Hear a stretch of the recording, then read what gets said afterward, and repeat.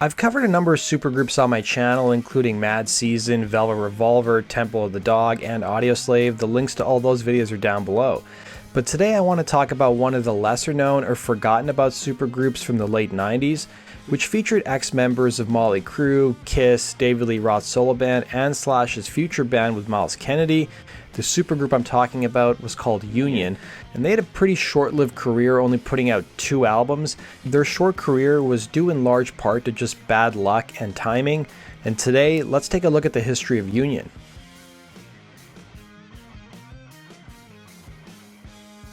Union members Bruce Kulick and John Corabi were both going through some pretty similar set of circumstances in both their personal and professional lives by the mid to late 90s and by the time they met. Kulick would leave Kiss after 12 years following their reunion with the original lineup, and something similar happened to Corabi after Motley Crue reunited with Vince Neil. On top of that, Kulick would get divorced from his wife in 1996, and Corabi would end up splitting from his longtime girlfriend around the same time. Given their similar set of circumstances, both musicians bonded pretty quickly, with Corabi telling Ultimate Guitar how the pair initially met, saying, "The way that I recall it is that I'd just been given my walking papers for Motley, and Nicky had a barbecue at his house, and supposedly Bruce was there, and he and Nicky got talking about this and that, and at some point I came up, so Nicky knew Bruce was just out of Kiss, and I think he was like, you should call Corabi and do something.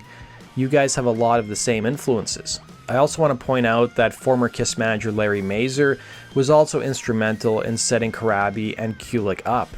Kulick would tell Ultimate Classic Rock, "We both feel like we got left behind by our personal lives and our professional careers, so let's make some music." The pair's first time writing together would result in the song Around Again. Union would round out their lineup with future Slash drummer Brent Fitz and Eddie Money and David Lee Roth bassist Jamie Hunting. The supergroup would sign a deal with indie label Mayhem Records, who ended up flubbing the pressing and promotion of the group's self-titled first album, which came out in early 1998. It was probably due in large part to a lack of experience, a lack of staff, and money that resulted in some pretty big mistakes. Kulick would tell Ultimate Classic Rock, "The first CDs pressed, our first song from the record is Old Man Wise. The first batch they printed, it doesn't even list the song, so whoever approved the artwork was way too high on something. Then there's a poster that went along with it, and John was also in this very good band on Hollywood Records called Scream.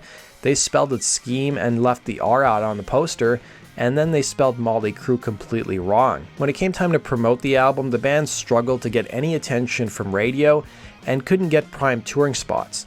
The music on their first album was what the members referred to as straightforward rock, which was at odds with what radio and MTV was playing at the time. While they attracted some good-sized crowds in both South America and Europe, in America, it was a different story. Corabi would tell Ultimate Classic Rock, "In America, we couldn't get arrested." The band for their part seemed to be stuck in two different worlds. On one hand, they were a new band, but their music was deemed too retro. The band would be in negotiations to open for Poison during the summer of 1998, but the promoters didn't want a newer band on the bill and instead were looking for more established acts like Cinderella and Rat. The same thing would happen when a tour with Sevendust was also discussed, and while the members of Sevendust wanted Union to open for them, the promoters didn't like the billing and thought the band's sound wasn't current enough. Corabi would tell Ultimate Guitar the problem that the group's first album ran into, saying, "We weren't getting any radio play and we weren't getting on MTV. We were just this entity that nobody wanted to touch." The band would hit the road doing a pretty low-budget van tour and played some Kiss expos. It was during their time on the road the band lost all support from their label, with Corabi telling Outsider Rock, "You know, the bottom line is Mayhem was falling apart. We had no support, and basically they went belly up. We were kind of out there with no support from a label, no label to be honest with you." It was during their time on the road that they played several shows with Cinderella at the Key Club in Los Angeles, and Cinderella at one of the shows happened to be recording a live record, and the label offered to do a live record for Union. The band would end up finding a new home in Spitfire Records, who ended up acquiring Mayhem and put out their second record titled The Blue Room in 2000. But once again, the band hit some tough times. While the first single, Do Your Own Thing, started getting airplay in about 80 markets across the states, the group's second album got leaked on Napster before the album's release. This is where Kulick and Corabi differed on the impact that Napster had on the group's second album.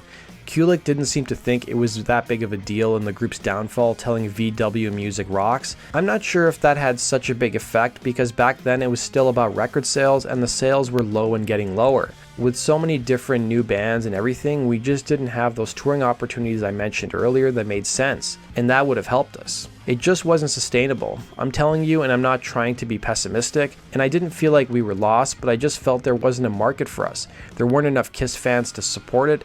I mean, look how poorly Carnival of Souls did, referring to his last album with Kiss. It was following the group's second album that the group would become inactive. Kulick would tell VW Music Rocks the decision to hit the pause button, saying, well, it just got to the point where we almost could only survive by selling some merchandise and at a paltry profit to boot. I just felt the market was not there for us. I knew we did good work and we backed that up on tour, and we'd have offers from Europe to go play, but it would barely be enough to get over there and do it, let alone make any actual money. I couldn't justify continuing and killing myself, and I realized that it was time to just step back and put Union on pause. And once I did that, and sure enough, other opportunities started to come for everybody. In the aftermath of Union, Kulick got offered a gig to play in Grand Funk Railroad, while Corabi soon became a guitarist for the band Rat. In 2005, the group reunited, playing live shows in Japan and Europe. It was the same year the band also put out a live DVD which consisted of 2 full live shows in addition to some bonus material. In the years since the band hit the pause button, interest in the group only appears to have grown, and in 2022 the band reissued both of their records on vinyl, and they would sell out instantly. While Union was a footnote in the careers of Kulick and Corabi, it would serve as a launching pad for drummer Brent Fitz. Fitz would become Kulick's go-to guy on drums for his solo records, and in addition to playing with Slash, he would also perform with Theory of a Deadman and Alice Cooper.